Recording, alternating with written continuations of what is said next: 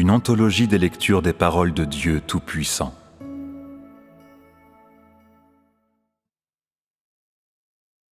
L'essence du Christ est l'obéissance à la volonté du Père Céleste.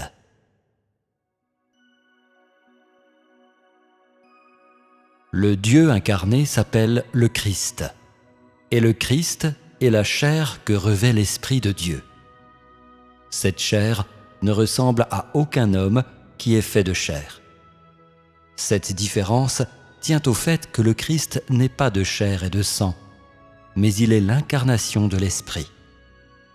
Il possède à la fois une humanité normale et une divinité complète. Sa divinité n'est possédée par aucun homme.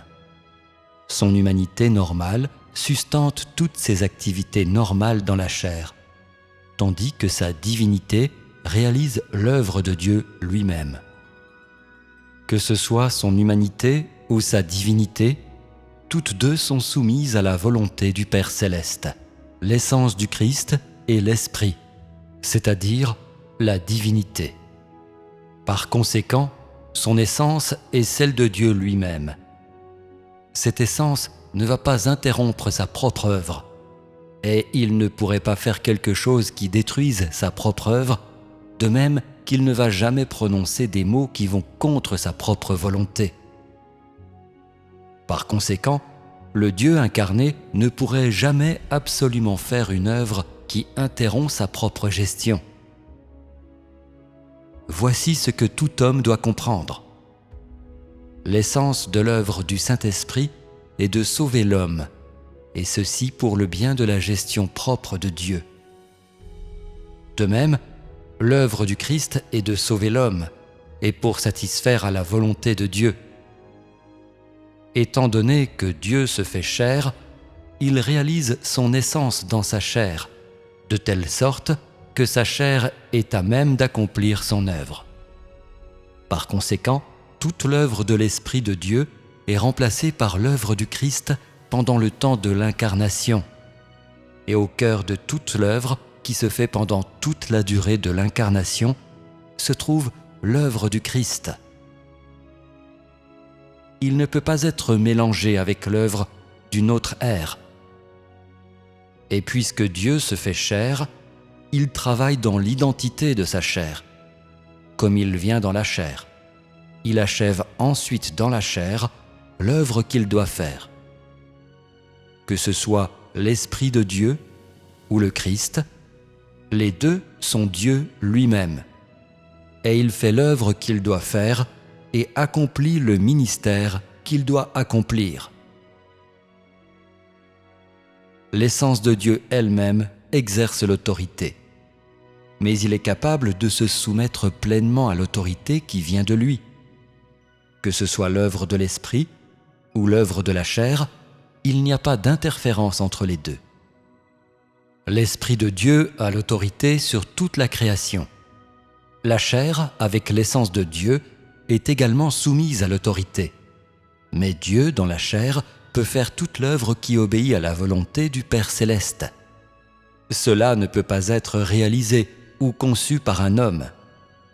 Dieu lui-même est l'autorité, mais sa chair peut se soumettre à son autorité. Tel est le sens profond des mots. Christ obéit à la volonté de Dieu le Père. Dieu est un esprit et peut accomplir le travail de salut, de même que Dieu peut devenir homme. Quoi qu'il en soit, Dieu lui-même fait sa propre œuvre. Il n'interrompt pas et ne se mêle pas. Il accomplit encore moins une œuvre mutuellement contradictoire, car l'essence de l'œuvre accomplie par l'Esprit et la chair est la même. Que ce soit l'Esprit ou la chair, les deux travaillent à satisfaire une même volonté et à gérer la même œuvre. Bien que l'Esprit et la chair aient deux qualités disparates, leurs essences sont les mêmes. Les deux ont l'essence de Dieu lui-même et l'identité de Dieu lui-même. Dieu lui-même n'a aucun élément de désobéissance. Son essence est bonne. Il est l'expression de toute beauté et de toute bonté, ainsi que de tout amour. Même dans la chair, Dieu ne fait rien qui désobéit à Dieu le Père. Même s'il faut aller jusqu'à sacrifier sa vie, il serait de tout cœur disposé et ne fera pas d'autre choix. Dieu n'a aucune disposition à se rendre justice à lui-même ou à se donner de l'importance à lui-même, ou celle de vanité et d'arrogance. Il n'est pas disposé à la malhonnêteté. Tout ce qui désobéit à Dieu provient de Satan. Satan est la source de tout ce qu'il y a de laid et de méchant. La raison pour laquelle l'homme a des qualités semblables à celles de Satan tient au fait que l'homme a été corrompu et moulé par Satan. Le Christ n'a pas été corrompu par Satan. Par conséquent, il n'a que les caractéristiques de Dieu et aucune de Satan. Que le travail soit ardu ou que la chair soit faible, Dieu, pendant qu'il vit dans la chair, ne fera jamais rien qui interrompe l'œuvre de Dieu lui-même. Encore moins qui abandonne la volonté de Dieu le Père dans la désobéissance. Il va plutôt endurer les souffrances de la chair que d'aller contre la volonté de Dieu le Père. C'est exactement ce que Jésus disait en priant. « Mon Père, s'il est possible que cette coupe s'éloigne de moi. Toutefois, non pas ce que je veux, mais ce que tu veux. » L'homme va choisir, mais Jésus ne le fera pas. Bien qu'il ait l'identité de Dieu lui-même, il cherche toujours la volonté de Dieu le Père et accomplit ce qui lui a été confié comme mission par Dieu le Père, dans la perspective de la chair. Ceci est quelque chose d'inaccessible à l'homme. Ce qui vient de Satan ne peut pas avoir l'essence de Dieu, mais seulement ce qui désobéit et résiste à Dieu. Il ne peut pas obéir totalement à Dieu, encore être disposé à faire selon la volonté de Dieu. Tout homme, en dehors du Christ, peut faire ce qui résiste à Dieu, et pas un seul peut directement effectuer l'œuvre confiée par Dieu. Pas un seul n'est en mesure de considérer la gestion de Dieu comme son propre devoir à remplir. Se soumettre à la volonté de Dieu le Père est l'essence du Christ. La désobéissance à Dieu est la caractéristique de Satan.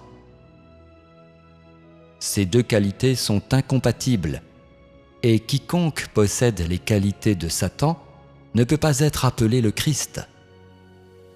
La raison pour laquelle l'homme ne peut pas faire l'œuvre de Dieu à sa place tient au fait que l'homme n'a pas l'essence de Dieu.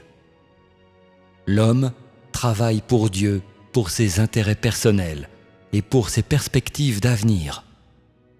Mais le Christ travaille pour faire la volonté de Dieu le Père. L'humanité du Christ est régie par sa divinité.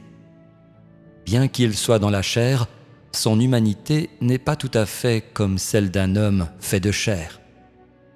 Il a son propre caractère unique, et celui-là aussi régi par sa divinité.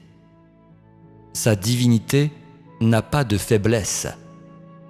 La faiblesse du Christ renvoie à celle de son humanité.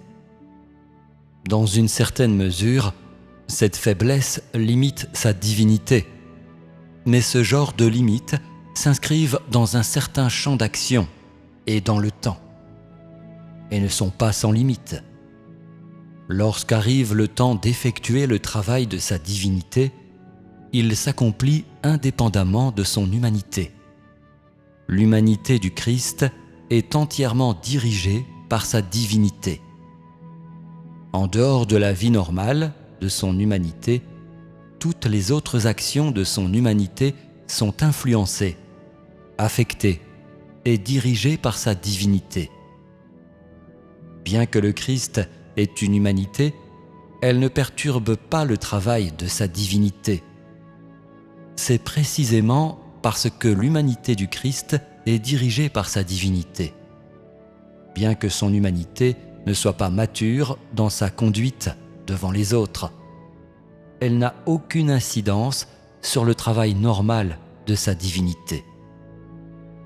Quand je dis que son humanité n'a pas été corrompue, je veux dire que l'humanité du Christ peut être directement dirigée par sa divinité et qu'il possède une raison plus élevée que celle de l'homme ordinaire. Son humanité s'adapte le mieux à être dirigée par la divinité dans son œuvre. Son humanité est la plus apte à exprimer l'œuvre de la divinité, de même qu'elle est la plus apte à se soumettre à une telle œuvre. Pendant que Dieu travaille dans la chair, il ne perd jamais de vue le devoir que l'homme dans la chair doit remplir. Il est capable d'adorer Dieu du ciel avec un cœur sincère. Il a l'essence de Dieu, et son identité est celle de Dieu lui-même. C'est seulement qu'il est venu sur terre et qu'il est devenu un être créé, avec l'enveloppe extérieure d'un être créé, et possède dès lors une humanité qu'il n'avait pas avant. Il est capable d'adorer Dieu du ciel. Ceci est l'être de Dieu lui-même, et il est inimitable par l'homme. Son identité est celle de Dieu lui-même. C'est du point de vue de la chair qu'il adore Dieu. Par conséquent, les paroles « Christ adore Dieu dans le ciel » ne sont pas erronées. Ce qu'il demande à l'homme, c'est précisément son propre être. Il possède déjà tout ce qu'il demande à l'homme avant qu'il ne le lui demande. Il n'exigerait jamais des autres ce qu'il ne serait pas prêt à faire lui-même, car tel est son être. Indépendamment de la façon dont il accomplit son travail, il n'agirait pas d'une manière qui désobéisse à Dieu. Quoi que ce soit qu'il demande à l'homme, aucune demande ne va au-delà de ce qui est réalisable par l'homme. Tout ce qu'il fait, c'est faire la volonté de Dieu. Et c'est pour le bien de sa gestion. La divinité du Christ est au-dessus de tous les hommes. Par conséquent, il est la plus haute autorité de tous les êtres créés. Cette autorité est sa divinité, c'est-à-dire le tempérament est l'être de Dieu lui-même. Son tempérament et son être déterminent son identité. Par conséquent, peu importe la normalité de son humanité, il est indéniable qu'il a l'identité de Dieu lui-même. Peu importe ses points de vue, et quelle que soit la façon dont il obéit à la volonté de Dieu. On ne peut pas dire qu'il n'est pas Dieu lui-même. Des hommes stupides et ignorants considèrent souvent l'humanité normale du Christ comme une imperfection. Quelle que soit la façon dont il exprime et expose l'être de sa divinité, l'homme est incapable de reconnaître qu'il est le Christ. Et plus ce Christ démontre son obéissance et son humilité, les idiots le considèrent avec plus de légèreté. Il y en a même qui adoptent envers lui une attitude d'exclusion et de mépris, mais placent ces grands hommes aux images sublimes sur le trône pour être adorés. La résistance et la désobéissance de l'homme envers Dieu proviennent du fait que l'essence de Dieu incarné se soumet à la volonté de Dieu ainsi qu'à l'humanité normale du Christ. En cela se trouve la source de la résistance et de la désobéissance de l'homme envers Dieu. Si le Christ n'avait ni l'apparence de son humanité, ni cherché la volonté de Dieu le Père dans la perspective d'un être créé, mais était plutôt doté d'une super-humanité, alors l'homme n'aurait probablement pas désobéi à Dieu. La raison pour laquelle l'homme est toujours prêt à croire en un Dieu invisible dans le ciel tient au fait que le Dieu dans le ciel n'a aucune humanité et il ne possède aucun attribut d'un être créé. Ainsi, l'homme le considère toujours avec la plus grande estime, pendant qu'il affiche une attitude de mépris envers le Christ. Bien que sur la terre, le Christ soit capable de travailler au nom de Dieu lui-même, il ne vient pas avec l'intention de montrer son image de chair à tous les hommes. Il ne vient pas pour que tous les hommes le voient. Il vient pour permettre à l'homme d'être dirigé par sa main, entrant par là même dans la nouvelle ère. La fonction de la chair du Christ vise l'œuvre de Dieu lui-même, c'est-à-dire le travail de Dieu dans la chair, et non à permettre à l'homme de bien comprendre l'essence de sa chair. Quelle que soit la façon dont il opère, elle n'excède pas celle qui est accessible à la chair. Quelle que soit la façon dont il opère, il le fait ainsi dans la chair avec une humanité normale et ne révèle pas entièrement à l'homme le vrai visage de Dieu. De plus, son travail dans la chair n'est jamais aussi surnaturel ou inestimable que l'homme le pense. Bien que le Christ représente Dieu lui-même dans la chair et accomplit en personne le travail que Dieu lui-même doit faire, il ne nie pas l'existence de Dieu dans le ciel, et il ne proclame pas non plus fébrilement ses propres actions. Au contraire, il reste caché humblement dans sa chair. En dehors du Christ, ceux qui prétendent faussement être le Christ ne possèdent pas ces qualités. Lorsque son tempérament est mis à côté du tempérament arrogant et auto-exaltante de ces faux Christ, on comprend aisément de quelle chair le Christ est réellement constitué. Plus ils sont faux, plus ces faux Christ se font voir, et plus ils sont capables de signes et de miracles pour tromper l'homme. Les faux Christ ne possèdent pas les qualités de Dieu. Christ n'est entaché d'aucun élément appartenant à de faux Christ. Dieu devient chair juste pour accomplir le travail de la chair, non pas seulement pour que tous les hommes puissent le voir. Au contraire, il laisse que son travail affirme son identité et permet que ce qu'il expose atteste de son essence.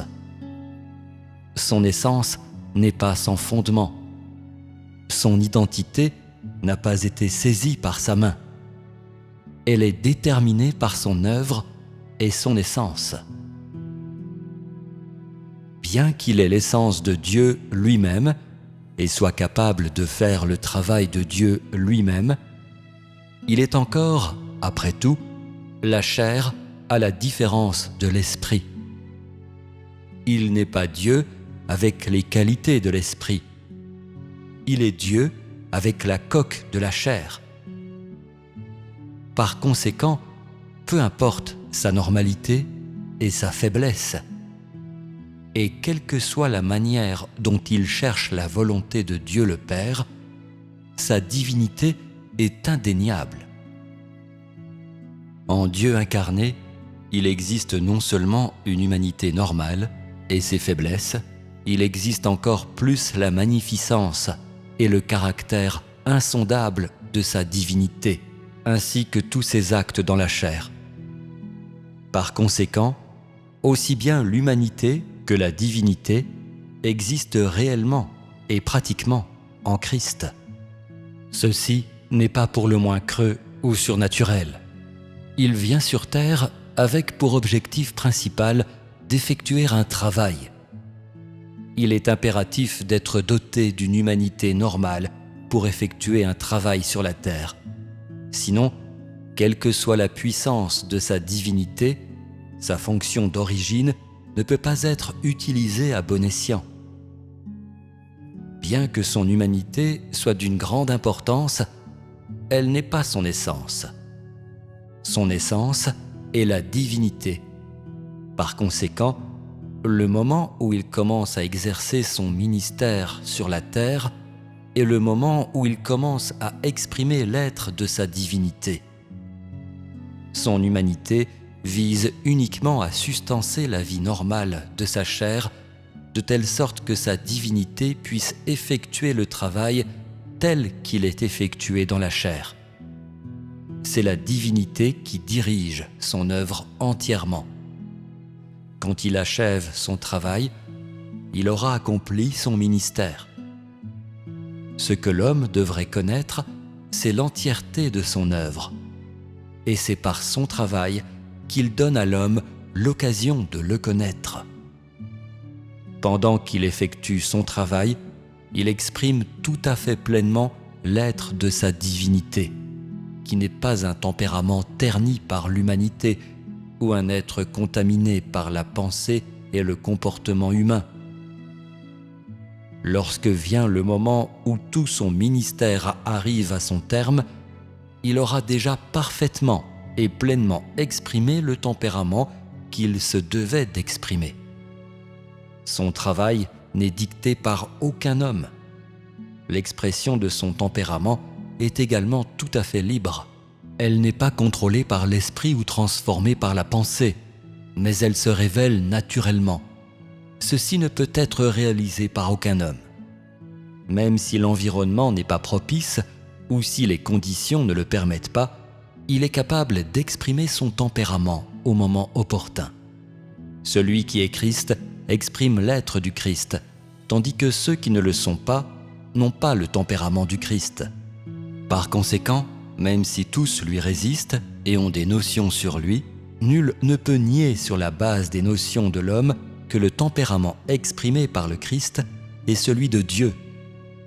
Tous ceux qui suivent Christ avec un cœur sincère ou cherchent Dieu de façon délibérée admettront qu'il est le Christ sur la base de l'expression de sa divinité. Ils ne renieraient jamais le Christ sur la base d'un quelconque aspect de lui qui n'est pas conforme aux idées de l'homme. Bien que les hommes soient très stupides, tous savent exactement quelle est la volonté de l'homme et ce qui provient de Dieu. C'est simplement que bon nombre résistent intentionnellement au Christ à cause de leurs propres intentions. Si ce n'était pas le cas, pas un seul homme ne serait fondé à nier l'existence du Christ, car la divinité exprimée par le Christ existe bel et bien, et son travail peut être visible à l'œil nu. Le travail et l'expression du Christ déterminent son essence. Il est capable d'achever avec un cœur sincère ce qui lui a été confié.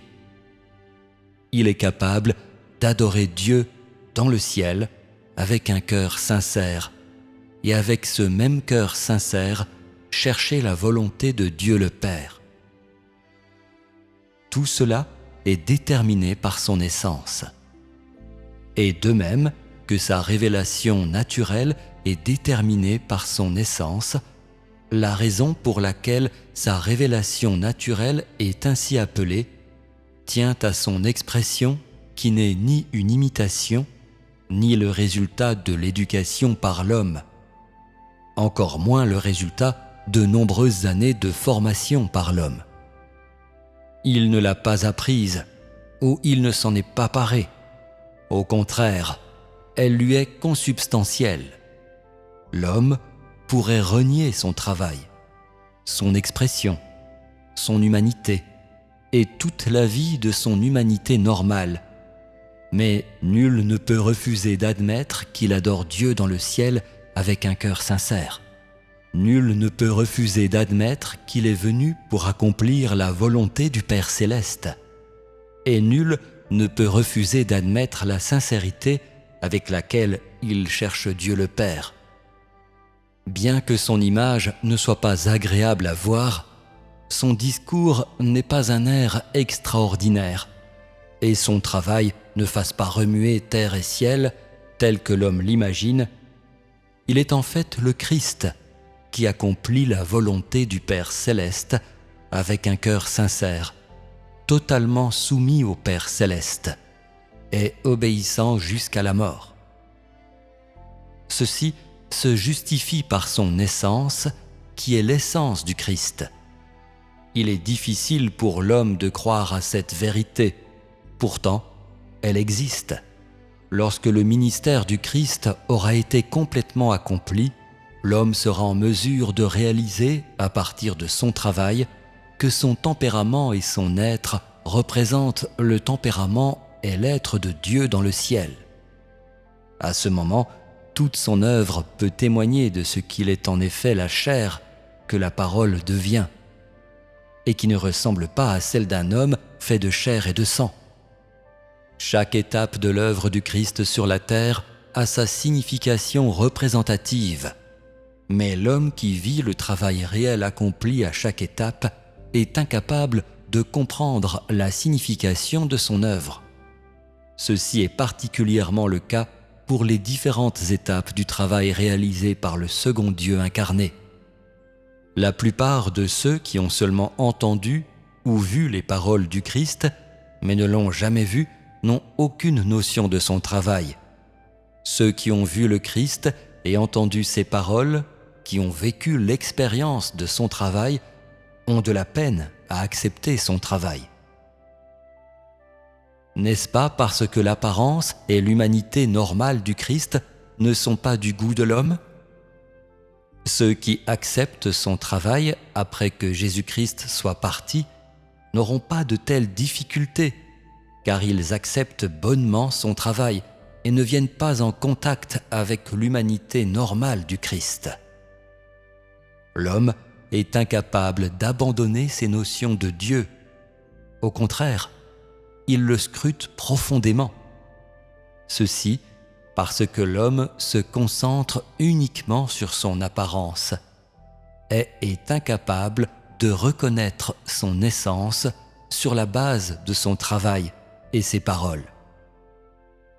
Si l'homme ferme ses yeux sur l'apparence du Christ, ou évite de discuter de l'humanité du Christ et ne parle que de sa divinité, dont le travail et les paroles sont inaccessibles par tout homme, alors les notions de l'homme vont diminuer de moitié, même à tel point que tous les problèmes de l'homme soient résolus.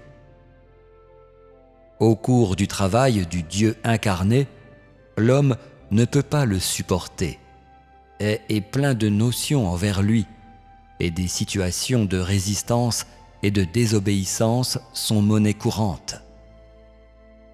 L'homme ne peut pas accepter l'existence de Dieu, faire montre d'indulgence envers l'humilité et la discrétion du Christ, ou pardonner l'essence du Christ qui obéit au Père céleste. Par conséquent, il ne peut pas rester avec l'homme pour l'éternité après qu'il ait achevé son travail, car l'homme n'est pas disposé à lui permettre de vivre à ses côtés. Si l'homme ne peut pas faire preuve d'indulgence envers lui pendant qu'il accomplit son travail, alors comment pourrait-il éventuellement accepter qu'il vive à ses côtés, après qu'il ait achevé son ministère, le regardant vivre progressivement ses paroles? À cause de lui, plusieurs ne vont-ils pas tomber? L'homme lui permet de travailler seulement sur la terre. C'est la plus grande dimension de l'indulgence de l'homme. Si ce n'avait pas été son travail, l'homme l'aurait depuis fort longtemps chassé de la terre. Alors, comment à tout le moins va-t-il faire preuve d'indulgence une fois que son travail sera achevé? Ensuite, l'homme ne le mettrait-il et ne le torturerait-il pas à mort? S'il ne s'appelait le Christ, alors il n'aurait pas éventuellement travaillé parmi les hommes. S'il n'avait pas travaillé avec l'identité de Dieu lui-même et au contraire avait travaillé seulement comme un homme ordinaire, alors l'homme n'aurait pas toléré qu'une seule phrase fût prononcée par lui, toléré beaucoup moins la plus petite portion de son œuvre. Par conséquent, il ne peut que porter cette identité avec lui dans son œuvre. De cette façon, son travail est plus puissant que s'il ne l'avait pas fait, car les hommes sont tous disposés à obéir à une identité de grande réputation et d'envergure. s'il ne portait pas l'identité de Dieu lui-même, alors qu'il avait travaillé ou était apparu comme Dieu lui-même, alors il n'aurait pas eu l'occasion de faire le travail du tout. En dépit du fait qu'il possède l'essence de Dieu et l'être du Christ, l'homme n'allait pas lâcher prise et lui permettre d'accomplir le travail avec facilité parmi les hommes. Il porte l'identité de Dieu lui-même dans son travail, quoiqu'un tel travail soit des dizaines de fois plus puissant que celui qui est fait sans cette identité. L'homme ne lui est pas toujours entièrement obéissant, car l'homme se soumet seulement à sa réputation et non à son essence. Si c'est le cas, lorsque peut-être un jour le Christ se désisterait de son poste, l'homme pourrait-il lui donner la chance de rester en vie, ne serait-ce que pour un seul jour? Dieu est disposé à vivre sur terre avec l'homme, afin qu'il puisse voir les effets que le travail de ses mains produira dans les années à venir. Toutefois, l'homme est incapable de supporter son séjour, ne serait-ce que pour un jour. Ainsi, il ne pouvait qu'abandonner. C'est déjà la plus grande marque de l'indulgence et de la grâce de l'homme en permettant à Dieu de réaliser parmi les hommes le travail qu'il doit faire et d'accomplir son ministère. Bien que ceux qui ont été personnellement conquis par lui donnent une telle grâce, ils lui permettent seulement de rester jusqu'à ce que son travail soit terminé, et pas un seul instant de plus. Si tel est le cas, qu'en est-il de ceux qu'il n'a pas conquis? N'est-ce pas la raison pour laquelle l'homme traite le Dieu incarné de cette manière, parce qu'il est le Christ avec la coque d'un homme ordinaire? S'il avait seulement la divinité et non pas une humanité normale, alors les difficultés de l'homme ne seraient-elles pas résolues avec la plus grande facilité? L'homme reconnaît à contre-cœur sa divinité et ne montre aucun intérêt pour sa coque d'un homme ordinaire, malgré le fait que son essence soit exactement celle du Christ qui se soumet à la volonté du Père céleste. Ainsi, il ne pouvait que renoncer à son travail d'être parmi les hommes pour partager avec eux à la fois les joies et les peines, car l'homme ne pouvait plus supporter son existence.